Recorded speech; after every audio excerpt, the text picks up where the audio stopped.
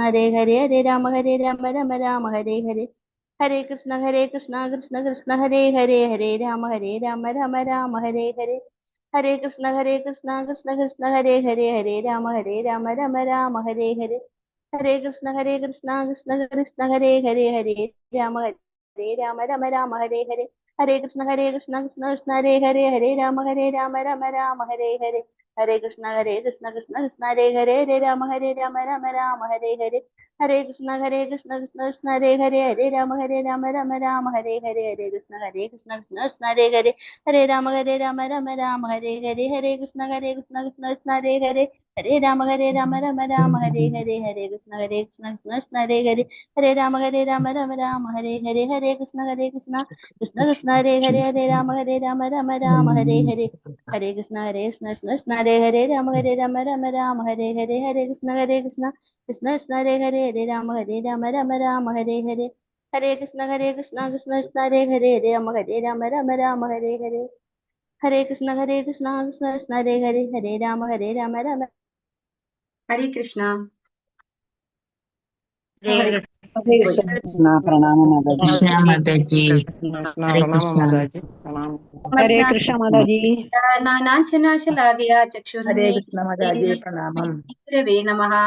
श्रीचैतन्यमनोभीष्टं स्थापितं येन भूतले स्वयं रूपकदा मह्यं ददाति स्वपदान्तिकं। वन्देऽहं श्रीगुरो श्रीतपकमलं श्रीगुरून् वैष्णवांश्च श्रीरूपं साग्रजातं सहगणरघुनाथान्वितं तं सजीवं साद्वैतं सावधूतं परिजनसहितं कृष्ण चैतन्य देवं श्रीराधा कृष्णपादान् सहगणललिता श्रीविशाखान्वितांश्च। नमो विष्णुपादाय कृष्णपृष्ठाय भूतले श्रीमते चेपताका स्वामिनिधि नामिन् नमाचार्यपादाय निताय कृपप्रदायिने गौरकथा दामदाय नगरग्रामतारिणे। नमो विष्णुपादाय कृष्णपृष्ठाय भूतले श्रीमते भक्तिवेदान्त स्वामिन् इति नामिने। नमस्ते सारस्वते देवे गौरवाणी प्रचारिणे निर्विशेष शून्यवादी पाश्चात्य देशतारिणे। वाञ्छाकल्पतरुभ्यश्च कृपा सिन्धुभ्येव च पतितानां पावनेभ्यो वैष्णवेभ्यो नमो नमः। हे कृष्णा करुणा सिन्धो दीनबन्धो जगत्पदे गोपेश गोपिका कान्त राधा कान्त नमोस्तुते। तप्त काञ्चन गौरांगी राधे वृन्दावनेश्वरी वृषभानुसुते देवी प्रणमामि हरिप्रिये। जय श्री कृष्ण चैतन्य प्रभु नित्यानंद श्री अद्वैत गदाधर श्रीवासादि गौर भक्त वृंदा। हरे कृष्णा कृष्ण कृष्णा हरे हरे हरे राम राम राम हरे हरे। ഹരേ കൃഷ്ണ. ശിശു രാധാ ഗോവിന്ദ് മന്ത്രി സ്കോൺ മാംഗ്ലൂരിന്റെ ഷോർട്ട് ഭാഗവതം ക്ലാസ്സിലേക്ക് എല്ലാ ഭക്തന്മാർക്കും സ്വാഗതം. ഹരേ കൃഷ്ണ. പ്രണാമം. എല്ലാവർക്കും പ്രണാമം. കുറച്ച് വൈകി പോയി, എനിക്ക് ഫയൽ ഓപ്പൺ ചെയ്യാൻ പറ്റില്ല. ഇന്നലെ ഫോട്ടോ എടുത്തത് ഒരു പേജ് മിസ്സിംഗ് ആയി കണ്ടു, അപ്പോൾ ഇത് ഡൗൺലോഡ് ആയില്ല. അതാണ് കുറച്ചൊന്ന് ലേറ്റ് ആയി പോയത്. സോറി. ഓം നമോ ഭഗവതേ വാസുദേവായ. ഓം നമോ ഭഗവതേ വാസുദേവായ. ഓം നമോ ഭഗവതേ വാസുദേവായ. നിഗമകൽപതരോർഗളിതം ഫലം ശുഗമുഗാദമൃതദ്രവ സംയുതം പിബത ഭാഗവതം രസമാലയം മുഹുരഹോ രസികാ ഭുവി ഭാവുകാഃ. നാരായണം നമസ്കൃത്യ നരം ചൈവ നരോത്തമം ദേവീം സരസ്വതീം വ്യാസം തതോ ജയമുദീരയേത്. നഷ്ടപ്രായേഷു ഭദ്രേഷു നിത്യം ഭാഗവത സേവയാ ഭഗവതി ഉത്തമ ശ്ലോകേ ഭക്തിർഭവതി നൈഷ്ഠികീം. കൃഷ്ണായ വാസുദേവായ ദേവകീ നന്ദനായ ച നന്ദഗോപകുമാരായ ഗോവിന്ദായ നമോ നമഃ. ഹരേ കൃഷ്ണ. മദേകബന്ധോ മത്സംഗിൻ മദ്ഗുരോ മന്മഹാദന മന്നിഷ്ഠാരക മദ്ഭാഗ്യ മദാനന്ദ നമോസ്തുതേ. ഗ്രന്ഥ ശ്രീമദ് ഭാഗവതം കി ജയ. ശ്രീല പ്രഭുപാദ് കി ജയ. ശ്രീമദ് ഭാഗവതം സ്കന്ധം 1 അധ്യായം 9. ശ്രീകൃഷ്ണ ഭഗവാന്റെ സാന്നിധ്യത്തിൽ ഭീഷ്മദേവന്റെ വിയോഗം. ശ്ലോകം 1. ഓം നമോ ഭഗവതേ വാസുദേവായ. സൂത ഉവാച ഇതി ഭീത പ്രജാദ്രോഹാത് സർവധർമ്മ വിവിത്സയാ തതോ വിനശനം പ്രാഗാത് യത്ര ദേവവ്രതോപതത്. എല്ലാവർക്കും ചൊല്ലാം. ഓം നമോ ഭഗവതേ വാസുദേവായ. ഓം നമോ ഭഗവതേ വാസുദേവായ. സൂത ഉവാച ഇതി ഭീത പ്രജാദ്രോഹാത് സർവധർമ്മ വിവിത്സയാ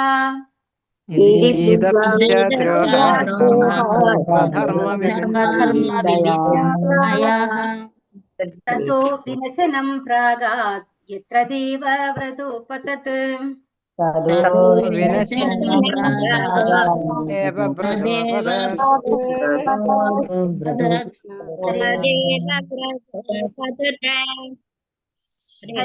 സൂത ഉവാച.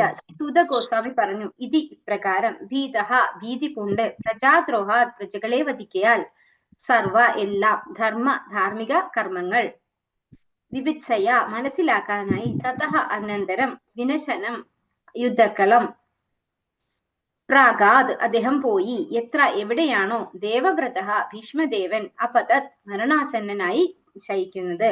വർത്തനം ഭാവാർത്ഥം എസി ഭക്തി വേദാന്ത സ്വാമി ശ്രീല പ്രഭുപാദ് കി ജയ്. സൂത ഗോസ്വാമി പറഞ്ഞു, കുരുക്ഷേത്ര യുദ്ധഭൂമിയിൽ അനേകം പ്രജകളുടെ ജീവൻ അപഹരിച്ചതിൽ ഭീതനായ യുധിഷ്ഠിര മഹാരാജാവ് യുദ്ധം നടന്ന ഇടത്തേക്ക് ചെന്നു. അവിടെ ഭീഷ്മദേവൻ മരണാസന്നനായി ശരശയ്യയിൽ കിടക്കുന്നുണ്ടായിരുന്നു. അപ്പോൾ നമുക്ക് ഈ കോണ്ടെസ്റ്റ് എല്ലാവർക്കും ഓർമ്മയുണ്ടാവും എന്ന് വിചാരിക്കുന്നു. കഴിഞ്ഞ അധ്യായം നമ്മള് കുന്തിസ്തുതിയാണ് കണ്ടതല്ലേ. ഭഗവാൻ ദ്വാരകയിലേക്ക് പോകാൻ നിൽക്കുമ്പോ ഉത്തരയുടെ ഗർഭത്തിന് നേരെ വന്ന ബ്രഹ്മാസ്ത്രം, അശ്വത്ഥാമാവിനാൽ തൊടുക്കപ്പെട്ട ബ്രഹ്മാസ്ത്രം ഉത്തരയുടെ നേരെ വന്നു. അതിനെ ഭഗവാൻ സുദർശന ചക്രം കൊണ്ട് നിർവീര്യമാക്കി ഉത്തരയുടെ മകനായിട്ടുള്ള പരീക്ഷിത് മഹാരാജാവിനെ ഉദരത്തിൽ വെച്ച് സംരക്ഷിക്കുകയുണ്ടായി. അതിനുശേഷം കുന്തി മഹാറാണി പ്രാർത്ഥനകൾ അർപ്പിച്ച് ഭഗവാനോട് റിക്വസ്റ്റ് ചെയ്തു, അല്ലെ, ഇവിടെ നിന്ന് പോകരുത് ഭഗവാനെ, ഭഗവാൻ ഉള്ളത് കൊണ്ടാണ് ഇവിടെ സർവ്വ ഐശ്വര്യങ്ങൾ ഉണ്ടാകുന്നത്, ഞങ്ങൾക്ക് ഭഗവാൻ അല്ലാതെ മറ്റൊരാശ്രയമില്ല എന്നൊക്കെ പറഞ്ഞ് കുന്തി മഹാറാണി കുറെ വലിയ പ്രാർത്ഥനകൾ ഉണ്ടായി. അപ്പോ അതൊക്കെ കഴിഞ്ഞ് ഭഗവാൻ പക്ഷെ പോകൂല എന്ന് തീരുമാനിച്ചിട്ടില്ല. ഭഗവാൻ ഒന്ന് പുഞ്ചിരിച്ചു കൊണ്ടുപോയി, അവിടുന്ന് പോയി. എന്നിട്ട് എല്ലാവരോടും പോകുന്ന യാത്ര പറയുകയുണ്ടായി. അത് കഴിഞ്ഞ് യുധിഷ്ഠിര മഹാരാജാവിന്റെ അടുത്ത് എത്തിയപ്പോ എന്താണോ അർജുനൻ യുദ്ധം ചെയ്യാൻ വേണ്ടിയിട്ട് മുന്നിൽ വന്ന് നിന്നപ്പോ ഉണ്ടായിരുന്ന അതേ അവസ്ഥയിൽ ആരുണ്ട് ഇപ്പോ? യുധിഷ്ഠിര മഹാരാജാവ്, അല്ലെ. താൻ കാരണമാണ് എല്ലാ രാജാക്കന്മാരും വധിക്കപ്പെട്ടത്, അതുകൊണ്ട് ഭഗവാൻ ഇവിടെ നിന്ന് പോകരുത്, എനിക്ക് ഒട്ടും സങ്കടം സഹിക്കാൻ പറ്റുന്നില്ല, ഞാൻ കുറെ പേരെ കൊന്നു, അങ്ങനെ ഒരുപാട് ശത്രുക്കളെ ഉണ്ടാക്കി ഞാൻ എന്നൊക്കെ പറഞ്ഞ് വിഷമിച്ചിരിക്കുന്ന യുധിഷ്ഠിരനെയും കൂട്ടി ഭഗവാൻ എങ്ങോട്ട് പോവാണ്? യുദ്ധക്കളത്തില് ആസന്ന മൃത്യുവായിട്ട് നിൽക്കുന്ന ഭീഷ്മ പിതാമഹനെ കാണാൻ വേണ്ടി പോവാണ്, അല്ലെ. ഭീഷ്മ പിതാമഹൻ എങ്ങനെയാ കിടക്കുന്നത്? ശരശയ്യയിലാണ് കിടക്കുന്നത്, അല്ലെ. രക്തം വാർന്നൊലിച്ച് കിടക്കാണ് അവിടെ ഭീഷ്മദേവൻ. ഇവിടെ 3 അശ്വമേധ യാഗങ്ങൾ കഴിഞ്ഞു.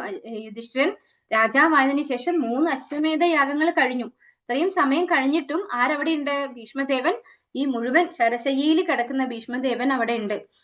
ഭക്ഷണമോ ഒന്നും കഴിക്കാതെ മരണം മാത്രം വെയിറ്റ് ചെയ്തുകൊണ്ട് അവിടെ കിടക്കുന്നിടത്താണ് ഭഗവാൻ യുധിഷ്ഠിരനെയും കൊണ്ട് പോകുന്നത് അവിടെ, അല്ലെ. ഇവിടെ പറയുന്നു, കുരുക്ഷേത്ര യുദ്ധഭൂമിയിൽ അനേകം പ്രജകളുടെ ജീവൻ അപഹരിച്ചതാൽ ഭീതനായ യുധിഷ്ഠിര മഹാരാജാവ് യുദ്ധം നടന്ന ഇടത്തേക്ക് ചെന്നു. അത്രയും സങ്കടത്തിലിരിക്കുന്ന യുധിഷ്ഠിര മഹാരാജാവ്, അല്ലെ, ഒരുപാട് പേരെ വധിച്ചതിൽ വളരെ വിഷമിതനായിട്ടിരിക്കുന്ന, ഭീതനായ എന്നാണ് പറയുന്നത്. അതായത് ഭയത്തോടു കൂടിയാണ് ആരിയിരിക്കുന്നത്? യുധിഷ്ഠിര മഹാരാജാവ്. അങ്ങനെയുള്ള യുധിഷ്ഠിര മഹാരാജാവ് യുദ്ധം നടന്നിടത്തേക്ക് കുരുക്ഷേത്ര ഭൂമിയിലേക്ക് ചെന്നു. അവിടെ ഭീഷ്മദേവൻ മരണാസന്നനായി ശരശയ്യയിൽ കിടക്കുന്നുണ്ടായിരുന്നു. അപ്പോ ഭീഷ്മദേവൻ അവിടെ ശരശയ്യയിലുണ്ട്. ഭാവാർത്ഥം എസി ഭക്തി വേദാന്ത സ്വാമി ശ്രീല പ്രഭുപാദ് കി ജയ്. ഈ 9ാം അധ്യായത്തിൽ ശ്രീകൃഷ്ണ ഭഗവാൻ ഇച്ഛിച്ചതുപോലെ തൊഴിൽപരമായ കർത്തവ്യങ്ങളെ കുറിച്ചുള്ള നിർദ്ദേശങ്ങൾ ഭീഷ്മദേവൻ യുധിഷ്ഠിര രാജാവിന് പകർന്നു നൽകും. കൂടാതെ നശ്വരമായ ഈ ഭൗതിക ലോകത്ത് നിന്നും വിട പറയാനുള്ള അന്ത്യവേളയിൽ ഭീഷ്മദേവൻ ഭഗവാന് തന്റെ അന്തിമ പ്രാർത്ഥനകൾ അർപ്പിക്കുകയും അപ്രകാരം തുടർന്നുള്ള ഭൗതിക കർമ്മ ബന്ധനത്തിൽ നിന്നും സ്വതന്ത്രനാകുകയും ചെയ്യും. ഭീഷ്മദേവൻ സ്വ ഇച്ഛയാൽ ദേഹവിയോഗത്തിനുള്ള അനുഗ്രഹ ശക്തി നേടിയിരുന്നു. ശരശയ്യയിൽ ശയിക്കുക എന്നത് അദ്ദേഹം തന്നെ തിരഞ്ഞെടുത്തതായിരുന്നു. മഹായോദ്ധാവായ അദ്ദേഹം ഇത്തരത്തിൽ ശരീരം വെടിയുന്നത് സമകാലികരായ സർവ്വവിശിഷ്ട ജനങ്ങളുടെയും ശ്രദ്ധ ആകർഷിക്കുകയും അവരെല്ലാവരും ആ മഹാത്മാവിനോടുള്ള അവരുടെ സ്നേഹവും ആദരവും മമതയും പ്രകടിപ്പിക്കാൻ അവിടെ സന്നിഹിതരാവുകയും ചെയ്തു. അപ്പോ ഇവിടെ എന്താ പറയുന്നത്? ഈ അധ്യായത്തില് എന്തൊക്കെ കാര്യങ്ങളാണ്? ഒരുപാട് കാര്യങ്ങളുണ്ട്, അല്ലെ. ഒന്നാമതായിട്ട് എന്ത് പറയുന്നു? എങ്ങനെയാണ് ഒരു തൊഴിൽ ചെയ്യേണ്ടത്? തൊഴിൽപരമായ കർത്തവ്യങ്ങളെ കുറിച്ചുള്ള നിർദ്ദേശങ്ങൾ ഭീഷ്മദേവൻ യുധിഷ്ഠിര രാജാവിന് പകർന്നു നൽകുന്നു. അതായത് എങ്ങനെ സ്വന്തം കർമ്മം ചെയ്യണം, അത് യുധിഷ്ഠിര മഹാരാജാവിന് ആര് പറഞ്ഞു കൊടുക്കുന്നു? ശരശയ്യയിലുള്ള ഭീഷ്മദേവൻ. പിന്നെ എന്ത് സംഭവിക്കുന്നു? നശ്വരമായ ഈ ഭൗതിക ലോകത്ത് നിന്നും വിട പറയാനുള്ള അന്ത്യവേളയിൽ ഭീഷ്മദേവൻ ഭഗവാന് തന്റെ അന്തിമ പ്രാർത്ഥനകൾ അർപ്പിക്കുന്നു. അപ്പോ ഭഗവാന് അവസാനമായിട്ട് പ്രാർത്ഥനകൾ അർപ്പിക്കാൻ നമ്മള് ഭഗവത്ഗീതയിൽ പഠിച്ചിട്ടുണ്ട്. അന്ധകാലേ ച മാമേവ സ്മരൻ മുക്ത്വാ കളേബരം യഃപ്രയാതി സമദ്ഭാവം യാതി നാസ്ത്യത്ര സംശയഃ. നമ്മള് ആസന്ന മരണനായിട്ടിരിക്കുന്ന സമയത്ത് ഭഗവാനെ കുറിച്ച് ഓർക്കാൻ സാധിച്ചാല്, ഭഗവാനെ പ്രകീർത്തിക്കാൻ സാധിച്ചാല് തിരിച്ച് ഭൂമിയിലേക്ക് വരണ്ടാന്ന് ഭഗവാൻ പറഞ്ഞിട്ടുണ്ടല്ലേ. അപ്പൊ ഇവിടെ അതിനുള്ളൊരു സൗഭാഗ്യം കൂടെ ആർക്ക് കിട്ടുകയാണ്? ഭീഷ്മദേവന് കിട്ടുകയാണ്. ഭഗവാന് പ്രാർത്ഥനകൾ അർപ്പിക്കാനുള്ള ഒരു സൗഭാഗ്യം കിട്ടുകയാണ്. അപ്രകാരം തുടർന്നുള്ള ഭൗതിക കർമ്മബന്ധനത്തിൽ നിന്നും സ്വതന്ത്രനാകുകയും ചെയ്യും. അപ്പൊ ഭീഷ്മദേവൻ ഇനി തിരിച്ചു വരേണ്ട ആവശ്യമില്ല. ഭീഷ്മദേവൻ ഇച്ഛയാൽ ദേഹവിയോഗത്തിനുള്ള അനുഗ്രഹ ശക്തി നേടിയിരുന്നു. ശരശയിൽ ശയിക്കുക എന്നത് അദ്ദേഹം തന്നെ തിരഞ്ഞെടുത്തതായിരുന്നു. അപ്പോൾ ഇത് നമുക്ക് വളരെ എക്സൈറ്റ്മെന്റ് തരുന്ന ഒരു കാര്യമാണ് അല്ലെ. നമ്മളൊക്കെ വിചാരിക്കും ഏതെങ്കിലും ഒരാൾ പെട്ടെന്ന് മരിച്ചാൽ നല്ല മരണമായിരുന്നു എന്ന് പറയും അല്ലെ. അവര് പിന്നെ എന്തൊക്കെ ദുഷ്കർമ്മങ്ങൾ ചെയ്തിട്ടുണ്ടെങ്കിലും നമ്മൾ പറയും അയ്യോ അതൊന്നും അവരങ്ങനെയൊന്നും ചെയ്തതായിരിക്കില്ല, അവര് വളരെ നല്ല മരണമാണ് എന്ന് പറയും അല്ലെ. ഒരുപാട് ദുഷ്കൃതി ഒന്നും ചെയ്തിട്ടില്ലാത്ത ഒരാൾ കുറെ കാലം കിടപ്പിലായാൽ നമ്മൾ എന്ത് പറയും? അയ്യോ വല്ലാണ്ട് നരകിച്ചു അല്ലെ, അവര് പിന്നെ കാണുന്ന പോലൊന്നും ആയിരുന്നിരിക്കില്ല, അതുകൊണ്ടാണ് അവർ നരകിച്ചതെന്ന് അല്ലെ. അപ്പൊ ഇവിടെ നമ്മൾ എന്താ മനസ്സിലാക്കേണ്ടത്? ഇവിടെ ശരശയിലാണ് ഭീഷ്മ പിതാമഹൻ കിടക്കുന്നത്. അപ്പോ നമ്മൾ ഈ മരണം എന്ന് പറയുന്നത് നമ്മുടെ പൂർവ്വജന്മ കർമ്മത്തിനനുസരിച്ചാണ് ഈ ജന്മത്തെ മരണം വരെയും സെറ്റ് ചെയ്തിട്ടുള്ളത്. അപ്പൊ അവിടെ സെറ്റ് ചെയ്ത് വന്നിട്ടാണ് നമ്മൾ ഇവിടെ ഇരിക്കുന്നത്. ഈ ജന്മത്തെ കർമ്മത്തിനനുസരിച്ചല്ല നമ്മുടെ ജീവിതമോ മരണമോ ഒന്നും ഫിക്സ് ആയിട്ടുള്ളത്. ഒക്കെ നമുക്ക് പ്രീ പ്ലാൻഡ് ആയിട്ട് വന്നതാണ്. നമ്മള് ഏതുപോലെ നമ്മളൊരു പൈപ്പിന്റെ ഉള്ളിലെ കൂടെ നമ്മൾ എങ്ങനെയാ കടന്നു പോവാ, ഇങ്ങനെ അങ്ങനെ കടന്നു പോകും അല്ലെ. ഒന്നും നമുക്ക് അങ്ങോട്ടും ഇങ്ങോട്ടും നോക്കാനില്ല. അതുപോലെയാണ് നമ്മൾ ഈ ലൈഫില് നമുക്ക് എന്ത് കർമ്മങ്ങൾ നമ്മൾ ചെയ്യുന്നു അത് അടുത്ത ജന്മത്തിലേക്കാണ് അക്കൗണ്ട് ആവുന്നത്. ഈ ജന്മത്തിൽ കിട്ടുന്ന റിസൾട്ട് ഈ ജന്മത്തിൽ ചെയ്ത കർമ്മങ്ങളല്ല, നമ്മുടെ പൂർവ്വജന്മ കർമ്മങ്ങളാണ്. മരണം വരെയും അതെ. അപ്പോ ഇവിടെ സ്വന്തം ഇച്ഛയാൽ ദേഹവിയോഗത്തിനുള്ള അനുഗ്രഹം കിട്ടിയിട്ട് പോലും ശരശയ്യയിൽ കിടക്കുകയാണ് ആര്? ഭീഷ്മ പിതാമഹൻ. അപ്പോഴേ മരിക്കായിരുന്നു അല്ലെ. ഈ വേദനയൊക്കെ അനുഭവിച്ച് എത്ര നാള്? 3 അശ്വമേധം നടക്കുന്ന അത്രയും സമയം ഇപ്പൊ ഇവിടെ കിടക്കുകയാണ് ഭീഷ്മ പിതാമഹൻ. അപ്പൊ ആ ഒരു മരണം എന്ന് പറയുന്നത് അല്ല ഒരു ഇമ്പോർട്ടന്റ് ആയിട്ടുള്ള കാര്യം, മറിച്ച് ആ മരിക്കുന്ന സമയത്ത് നമ്മൾ എന്ത് ചിന്തിക്കുന്നു, എന്താണ് നമ്മളെ ആ ഒരു സമയത്ത് ഭഗവാനെ ഓർക്കാൻ നമുക്ക് സാധിച്ചിട്ടുണ്ടോ? അത് ഏത് തരത്തിൽ നമ്മൾ ആ ശരീരത്തെ ഉപേക്ഷിച്ചാലും കുഴപ്പമില്ല, അത് കിടപ്പിലായിക്കോട്ടെ, അത് ഏത് സ്ഥിതിയിലായിക്കോട്ടെ, പക്ഷെ ഭഗവാനെ സ്മരിക്കാൻ സാധിച്ചിട്ടുണ്ടോ എന്നുള്ളതാണ്. അത് ആർക്കൊക്കെ അറിയാൻ പറ്റുക? ഭഗവാനും അറിയാം, കിടക്കുന്ന ആൾക്കും അറിയാം അല്ലെ. പുറമെ കാണുന്ന ആൾക്കാർക്ക് ആർക്കും അറിയില്ല അവരെന്താണ് സ്മരിച്ചിട്ടുള്ളത് എന്ന്. അപ്പൊ നമ്മൾ മരണത്തെ ഒന്നും നമ്മൾ അനലൈസ് ചെയ്യേണ്ട ആവശ്യമില്ല, അത് പ്രീ പ്ലാൻഡ് ആയിട്ട് വരുന്നതാണ്. അപ്പൊ ഇവിടെ നമുക്ക് അത് ശരിക്കും മനസ്സിലാക്കാൻ സാധിക്കുന്നുണ്ട്. അദ്ദേഹം തന്നെ തിരഞ്ഞെടുത്തായിരുന്നു. മഹായോദ്ധാവായ അദ്ദേഹം ഇത്തരത്തിൽ ശരീരം വെടിയുന്നത് സമകാലികരായ സർവ്വവിശിഷ്ട ജനങ്ങളുടെയും ശ്രദ്ധ ആകർഷിക്കുകയും അവരെല്ലാവരും ആ മഹാത്മാവിനോടുള്ള അവരുടെ സ്നേഹവും ആദരവും മമതയും പ്രകടിപ്പിക്കാൻ അവിടെ സന്നിഹിതരാവുകയും ചെയ്തു. അപ്പോ ഈ ഒരു അന്തിമ ഘട്ടത്തില് ഭീഷ്മ പിതാമഹൻ ശരീരം ഉപേക്ഷിക്കാൻ പോകുന്ന ഈ സമയത്ത് കുറെ പേര് അല്ലെ, ഒരുപാട് പേരുണ്ട്. അത് താഴെ ശ്ലോകങ്ങളിൽ എടുത്തു പറയുന്നുണ്ട്. അങ്ങനെ എല്ലാവരും ആ മഹാത്മാവിനെ പ്രകീർത്തിക്കുകയും അദ്ദേഹത്തിനോട് ആദരവും മമതയും പ്രകടിപ്പിക്കാൻ അവിടെ വന്നു എന്ന് പറയുന്നു. ഡീറ്റെയിൽഡ് ആയിട്ട് താഴെ പറയുന്നുണ്ട്, അതുകൊണ്ട് ഞാൻ അത് എക്സ്പ്ലെയിൻ ചെയ്യുന്നില്ല. ഓം നമോ ഭഗവതേ വാസുദേവായ. തഥാ തേ ഭ്രാതരഃ സർവേ തദശ്രീ സ്വർണഭൂഷിതൈഃ അന്വഗച്ഛൻ രഥൈർവിപ്രാ വ്യാസധൗമ്യാദയസ്തഥാ. എല്ലാവർക്കും ചൊല്ലാം. ഓം നമോ ഭഗവതേ വാസുദേവായ. ഓം നമോ ഭഗവതേ വാസുദേവായ. തഥാ തേ ഭ്രാതരഃ സർവേ തദശ്രീ സ്വർണഭൂഷിതൈഃ തഥാ തേ ഭ്രാതരഃ സർവേ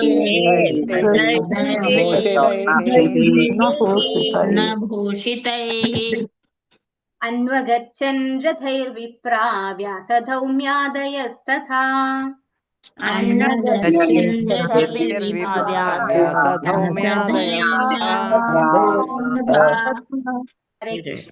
തഥാ അപ്പോൾ അവരെല്ലാം ഭ്രാതാക്കൾ സർവേ ഒന്നിച്ച് സത് അശ്വൈഹി ഒന്നാന്തരം അശ്വങ്ങളാൽ വലിക്കപ്പെടുന്ന സ്വർണം ഭൂഷിതൈഹി അലങ്കൃതമായ അന്വഗച്ഛൻ ഒന്നിനു പിറകെ മറ്റൊന്നായി രഥൈഹി രഥങ്ങളിൽ വിപ്രഹ അല്ലയോ ബ്രാഹ്മണരെ വ്യാസ മഹർഷി ധൗമ്യൻ ആദയഹ മറ്റുള്ളവരും തഥാ കൂടെ വർത്തനം ഭാവാർത്ഥം എസി ഭക്തി വേദാന്ത സ്വാമി ശ്രീല പ്രഭുപാദിക്ക്. അപ്പോൾ സ്വർണാലങ്കൃതമായ ഒന്നാന്തരം കുതിരകളെ സംബന്ധിച്ച മനോഹരമായ രഥങ്ങളിൽ അദ്ദേഹത്തിന്റെ സഹോദരന്മാരെല്ലാം അദ്ദേഹത്തെ അനുഗമിച്ചു. അവരോടൊപ്പം വ്യാസദേവനും ധൗമ്യനെ പാണ്ഡവനെ പണ്ഡിതനായ പുരോഹിതൻ പോലുള്ള ഋഷിമാരും മറ്റുള്ളവരും ഉണ്ടായിരുന്നു. അപ്പോ ഇത് ആരോടാ പറയുന്നത്? വിപ്രാഹ എന്ന് വിളിക്കുന്നു അല്ലെ. വിപ്ര അത് ആരെയാ വിളിക്കുന്നത്? ശൗനകാദി മഹർഷിമാരെ സൂത ഗോസ്വാമിയാണ് വിളിക്കുന്നത് അല്ലെ. ഇവിടെ എന്താ പറയുന്നത്? എങ്ങനെയാണ് യുധിഷ്ഠിരൻ ഭീഷ്മ പിതാമഹനെ കാണാൻ പോയിരിക്കുന്നത് എന്നാണ് പറയുന്നത്. അപ്പോൾ സ്വർണാലങ്കൃതമായ ഒന്നാന്തരം കുതിരകളെ ബന്ധിച്ച മനോഹരമായ രഥങ്ങളിൽ അദ്ദേഹത്തിന്റെ സഹോദരന്മാരെല്ലാം, അദ്ദേഹത്തിന്റെയാണ് ഇവിടെ യുധിഷ്ഠിരന്റെ അല്ലെ, യുധിഷ്ഠിരന്റെ സഹോദരന്മാരെല്ലാം അദ്ദേഹത്തെ അനുഗമിച്ചു. അപ്പോൾ യുധിഷ്ഠിരനെ അനുഗമിച്ചു. ആരൊക്കെയാണ്? പഞ്ചപാണ്ഡവന്മാർ, അതായത് യുധിഷ്ഠിരൻ ഉൾപ്പെടെയുള്ള 5 പാണ്ഡവന്മാരും ഒന്നിച്ച് യുധിഷ്ഠിരനെ മുന്നിൽ നിർത്തിക്കൊണ്ട് അനുഗമിച്ചു. അവരോടൊപ്പം വ്യാസദേവനും ധൗമ്യനെ, പാണ്ഡവരുടെ പണ്ഡിതനായ പുരോഹിതൻ, ധൗമ്യനെ പോലുള്ള ഋഷിമാരും മറ്റുള്ളവരും ഉണ്ടായിരുന്നു. ധൗമ്യനെ പോലുള്ള ഋഷിമാരും കുറെ പേരുണ്ട്. അത് താഴെ എക്സ്പ്ലെയിൻ ചെയ്യുന്നുണ്ട്, ഡീറ്റെയിൽഡ് ആയിട്ട് എക്സ്പ്ലെയിൻ ചെയ്യുന്നുണ്ട്. അപ്പോ ഇവിടെ പോയിരിക്കുന്നത് സ്വർണാലങ്കൃതമായ ഒന്നാന്തരം കുതിരകളെ ബന്ധിച്ച മനോഹരമായ രഥങ്ങളിൽ. അതാണ് ഈ ശ്ലോകത്തിലെ ഇമ്പോർട്ടന്റ്. ഇവിടെ ഭീഷ്മദേവൻ എവിടെയാണുള്ളത്? ആ യുദ്ധക്കളത്തില് രക്തം ഒലിപ്പിച്ച് അല്ലെ, ഒരുപാട് അസ്ത്രങ്ങളാൽ ഇങ്ങനെ മുറിവേറ്റപ്പെട്ട് ആസന്ന മൃത്യുവായിട്ട് കിടക്കുന്ന അവസ്ഥയിലാണ് ഇവരെങ്ങനെയാ പോണത്? സ്വർണാലങ്കൃതമായ ഒന്നാന്തരം കുതിരകളെ ബന്ധിച്ച മനോഹരമായ രഥങ്ങളിൽ സഹോദരന്മാരോടൊപ്പം യുധിഷ്ഠിരൻ പോവാണ്. എന്തുകൊണ്ടാണ് യുധിഷ്ഠിരൻ ഇങ്ങനെ ആഡംബരമായിട്ട് തന്നെ പോയത്? അതായത് ഭീഷ്മ പിതാവൻ മഹൻ ആരുടെ കൂടെയായിരുന്നു യുദ്ധം ചെയ്തിട്ടുണ്ടായിരുന്നത്? ദുര്യോധനന് വേണ്ടിയാണ് യുദ്ധം ചെയ്തത് അല്ലെ, എല്ലാവർക്കും അറിയുന്നതാണ്. അതായത് ഓപ്പോസിറ്റ് സൈഡിലാണ്, യുധിഷ്ഠിരന്റെ ഓപ്പോസിറ്റ് സൈഡിലാണ് ഭീഷ്മ പിതാമഹൻ ഉണ്ടായിട്ടുള്ളത്. പക്ഷേ ഭീഷ്മ പിതാമഹൻ എപ്പോഴും ആഗ്രഹിച്ചത് യുധിഷ്ഠിരൻ രാജാവാകണം എന്നാണ്. പഞ്ചപാണ്ഡവരും ഈ സർവ്വ ഐശ്വര്യങ്ങളോടും ജീവിച്ച് കാണണം എന്നാണ് ആരാഗ്രഹിച്ചിട്ടുണ്ടായിരുന്നത്? ഭീഷ്മ പിതാമഹൻ ആഗ്രഹിച്ചിട്ടുണ്ടായിരുന്നത്. അദ്ദേഹം കൂടെ നിന്നത് ദുര്യോധനന്റെ ആണെങ്കിലും മനസ്സുകൊണ്ട് പൂർണ്ണമായിട്ടും പഞ്ചപാണ്ഡവരെയും അനുകൂലിക്കും. അവര് അത്രയും ബുദ്ധിമുട്ടി അല്ലെ, പാണ്ഡു മരിച്ചപ്പോ തൊട്ട് അവര് ബുദ്ധിമുട്ടാണ്. എത്ര വരെ? ഈ രാജ്യം ലഭിക്കുന്നത് വരെയും അവര് ഓരോരോ കാര്യമായിട്ട് പിന്നെ വനവാസത്തിന് പോകുക, അങ്ങനെ അലച്ചിൽ തന്നെയായിരുന്നു. ശരിക്കും വളരെ കഷ്ടപ്പെടുമായിരുന്നു. അപ്പൊ അവരെ സംരക്ഷിക്കണം എന്ന് അങ്ങേയറ്റം ആഗ്രഹിച്ച ആളായിരുന്നു ആര്? ഭീഷ്മ പിതാമഹൻ. അപ്പൊ ദ്രൗപദിയെയും അതുപോലെ യുധിഷ്ഠിരനെയും സഹോദരന്മാരെ എല്ലാം സർവ്വ ഐശ്വര്യങ്ങളോടും കൂടി കാണാൻ ഭീഷ്മ പിതാമഹൻ ആഗ്രഹിച്ചിരുന്നു. അത് ആർക്കറിയാം? ഭഗവാൻ അറിയാം. അതുകൊണ്ടാണ് ഭഗവാൻ അവരെയൊക്കെ ഈ എല്ലാ ഐശ്വര്യവും കാണിച്ചുകൊണ്ട് ഭീഷ്മ പിതാമഹന്റെ അടുത്തേക്ക് ആ അവസാന നിമിഷം ഭീഷ്മ പിതാമഹന് സന്തോഷം കിട്ടാൻ വേണ്ടിയിട്ട്, ഇവരൊക്കെ സർവ്വ ഐശ്വര്യത്തിലുമാണ് ജീവിക്കുന്നത് എന്നുള്ള സന്തോഷത്തോടു കൂടി അദ്ദേഹത്തിന് ശരീരം ഉപേക്ഷിക്കേണ്ട ഒരു അവസ്ഥ ഉണ്ടാക്കി കൊടുക്കുകയാണ് ഭഗവാൻ ചെയ്തത്.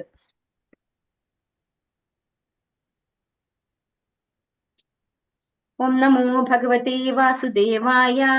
ഭഗവാനപി വിപ്രർഷേ രഥേന സധനഞ്ജയഃ സതൈർവ്യരോചത നൃപഃ കുബേര ഇവ ഗുഹ്യകൈഃ. എല്ലാവർക്കും ചൊല്ലാം. ഓം നമോ ഭഗവതേ വാസുദേവായ. ഓം നമോ ഭഗവതേ ഭഗവാൻ അപി വിപ്രർഷേ രഥേന സധനഞ്ജയഃ. ഭഗവാൻ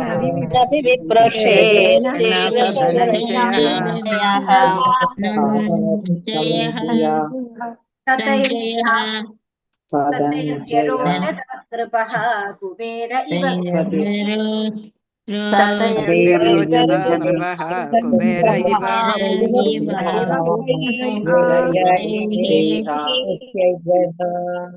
ഹരേ കൃഷ്ണ. ഭഗവാൻ പരമദിവ്യോത്തമ പുരുഷൻ ശ്രീകൃഷ്ണൻ അപി കൂടെ വിപ്രഷേ ബ്രാഹ്മണരിൽ ഋഷിയായ രഥേന രഥത്തിൽ സ ധനഞ്ജയ ധനഞ്ജയനോടൊപ്പം അർജുനൻ സ അദ്ദേഹം തൈഹി അവരാൽ വിരോചത അത്യന്തം കുലീനനായി കാണപ്പെട്ടു. നൃപഹ രാജാവ് യുധിഷ്ഠിരൻ കുബേര ദേവന്മാരുടെ ധനകാര്യസ്ഥൻ കുബേരൻ ഇവ പോലെ ഗുഹ്യകൈഹി ഗുഹ്യകർ എന്നറിയപ്പെടുന്ന സഹചാരികൾ. വിവർത്തനം ഭാവാർത്ഥം എസി ഭക്തി വേദാന്ത സംശ്ല പ്രഭുപാക്കി ചെയ്. അല്ലയോ വിപ്രർഷേ, ശൗനകാദി മഹർഷിയാണ് വിപ്രർഷേ എന്ന് വിളിക്കുന്നത്. പരമദിവ്യോത്തമ പുരുഷനായ ശ്രീകൃഷ്ണ ഭഗവാനും അർജുനനോടൊപ്പം രഥത്തിൽ അവരെ അനുഗമിച്ചിരുന്നു. അപ്രകാരം യുധിഷ്ഠിര രാജാവ് തന്റെ സഹചാരികളായ ഗുഹ്യകരാൽ വലയം ചെയ്യപ്പെട്ട കുബേരനെ പോലെ അത്യന്തം കുലീനനായി കാണപ്പെട്ടു. അപ്പോ ഇവിടെ യുധിഷ്ഠിരനെ ഉപമിക്കുകയാണ്. ആരോടാണ് ഉപമിക്കുന്നത്? കുബേരൻ. കുബേരൻ ആരാണ്? ദേവന്മാരുടെയൊക്കെ ഖജാൻജി അല്ലെ, പണം സൂക്ഷിക്കുകാരനാണ്.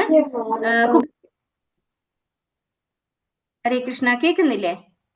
കേൾക്കുന്നുണ്ട് മാതാജി, കേൾക്കുന്നുണ്ട്. ഹരേ കൃഷ്ണ. അപ്പൊ കുബേരൻ എന്ന് പറയുന്നത് ദേവന്മാരുടെയൊക്കെ ധനം സൂക്ഷിക്കുന്ന ഖജാൻജിയാണ്. അപ്പൊ അദ്ദേഹത്തെ പോലെ സഹചാരികളാലൊക്കെ വലയം ചെയ്യപ്പെട്ട്, അതായത് ഒരുപാട് പേര് യുധിഷ്ഠിരനെ ഫോളോ ചെയ്യുന്നുണ്ട് ബാക്കിലായിട്ട്. ആര് കൂടെ ഉണ്ട്? രഥത്തില് അർജുനനും അർജുനന്റെ കൂടെ ഭഗവാനും ഉണ്ട്. അങ്ങനെ തന്റെ സഹചാരികളാൽ ഗുഹ്യകരാൽ വലയം ചെയ്യപ്പെട്ട കുബേരനെ പോലെ കുലീനനായി കാണപ്പെട്ടു ഇവിടെ യുധിഷ്ഠിരൻ എന്നാണ് പറയുന്നത്. അത്ര ഐശ്വര്യപൂർണമായിട്ടാണ് യുധിഷ്ഠിരൻ ഭീഷ്മ പിതാമഹനെ കാണാൻ പോകുന്നത്. ഭാവാർത്ഥം എസി ഭക്തി വേദാന്ത സമിഷ്ക പ്രഭുപാദ് കി ജയ്. അതീവ അഭിജാത്യത്തോടെ പാണ്ഡവർ ഭീഷ്മദേവ സമക്ഷം ആഗതരാകണമെന്ന് ശ്രീകൃഷ്ണ ഭഗവാൻ ആഗ്രഹിച്ചു. തന്റെ അന്ത്യവേളയിൽ അവരെ അപ്രകാരം സന്തുഷ്ടരായി ദർശിക്കുന്നതിൽ ഭീഷ്മദേവൻ സന്തോഷവാനാകും. സർവ്വദേവന്മാരിൽ വെച്ച് ഏറ്റവും ധനാഢ്യൻ കുബേരനാകുന്നു. ഇവിടെ യുധിഷ്ഠിര രാജാവ് കുബേരനെ പോലെ കാണപ്പെട്ടു. കാരണം ശ്രീകൃഷ്ണ ഭഗവാനോടൊപ്പമുള്ള ആഗമനം യുധിഷ്ഠിര രാജാവിന്റെ രാജപദവിക്ക് തികച്ചും അനുയോജ്യമായതായിരുന്നു. അപ്പോ ഇവിടെ എന്താ പറയുന്നത്? ഭീഷ്മദേവൻ ആഗ്രഹിച്ചിട്ടുണ്ടായിരുന്നു ആരെ ഇങ്ങനെ കാണാൻ? യുധിഷ്ഠിരനെ ഇങ്ങനെ ആഭിജാത്യത്തോടെ പാണ്ഡവര് വരുന്നത് കാണാൻ, അവരെ സർവ്വ ഐശ്വര്യങ്ങളോടെയും കാണാൻ ആഗ്രഹിച്ചിട്ടുണ്ടായിരുന്നു. അത് ആർക്കറിയാം? ഭഗവാൻ അറിയാം അല്ലെ? നമ്മൾ എന്ത് ആഗ്രഹിച്ചാലും ഉപദ്രഷ്ട അനുമന്ത, ഭഗവാൻ ഭഗവത്ഗീതയിൽ പറഞ്ഞിട്ടുണ്ട്. നമ്മൾ എന്ത് ആഗ്രഹിക്കുന്നു എന്നുള്ളത് ഭഗവാന് നന്നായിട്ട് അറിയാം. ഭീഷ്മദേവനാണെങ്കിൽ വിശേഷാൽ ഭഗവാന്റെ പ്രിയ ഭക്തന് അല്ലെ, ഉത്തമ ഭക്തനാണ്. അങ്ങനെയുള്ള ഭീഷ്മദേവന്റെ ആഗ്രഹം ഭഗവാന് നന്നായിട്ട് അറിയാവുന്നത് കൊണ്ട് തന്നെയാണ് ഭഗവാൻ പാണ്ഡവരെ സർവ്വ ഐശ്വര്യങ്ങളോടും കൂടി ഭീഷ്മ പിതാമഹന്റെ മുന്നിലേക്ക് കൊണ്ടുപോകുന്നത്. തന്റെ അന്ത്യവേളയിൽ അവരെ അപ്രകാരം സന്തുഷ്ടരായി ദർശിക്കുന്നതിൽ ഭീഷ്മദേവൻ സന്തോഷം. യുധിഷ്ഠിര രാജാവ് കുബേരനെ പോലെ കാണപ്പെട്ടു എന്നാണ് പറയുന്നത്. കേൾക്കുന്നില്ലേ? ഇന്റർനെറ്റ് കണക്ഷൻ ചെറിയ പ്രോബ്ലം കാണിക്കുന്നു. കേൾക്കുന്നുണ്ട്. അപ്പോ ധനാഢ്യനായിട്ടുള്ള കുബേരനെ പോലെ യുധിഷ്ഠിര രാജാവിനെ അവിടെ കൊണ്ടുപോവാണ് ശ്രീകൃഷ്ണ ഭഗവാൻ ചെയ്യുന്നത്. ശ്രീകൃഷ്ണ ഭഗവാനോടൊപ്പമുള്ള ആഗമനം യുധിഷ്ഠിര രാജാവിന്റെ രാജപദവിക്ക് തികച്ചും അനുയോജ്യമായിരുന്നു. അപ്പൊ ഭഗവാന്റെ ഒന്നിച്ചാണ് യുധിഷ്ഠിരൻ പോകുന്നത്. അത് തന്നെ വളരെ ഐശ്വര്യം, അതായത് ആ രാജപദവിക്ക് അനുയോജ്യമായിട്ടുള്ള ഒന്നായിരുന്നു എന്നിവിടെ ശിലപ്രഭുപാദർ പറയുന്നു. ഹരേ കൃഷ്ണ. അടുത്ത ശ്ലോകം എടുക്കാൻ ചെറിയൊരു പ്രോബ്ലം ഉണ്ട്, അത് നമുക്ക് അടുത്ത ക്ലാസ്സിൽ എടുക്കാം. ഹരേ കൃഷ്ണ. വാഞ്ചകൽപതരൂപശ്ച കൃപാസിന്ധുഭ്യേവ ച പതിതാനാം പാവനേഭ്യോ വൈഷ്ണവേഭ്യോ നമോ നമഃ. അനന്തകോടി വൈഷ്ണവവൃന്ദ की जय, श्रील प्रभुपाद की जय, गुरु महाराज की जय, निताय गौर प्रेमानंदे. हरि हरि बोल. हरे कृष्णा. ഹരേ കൃഷ്ണ.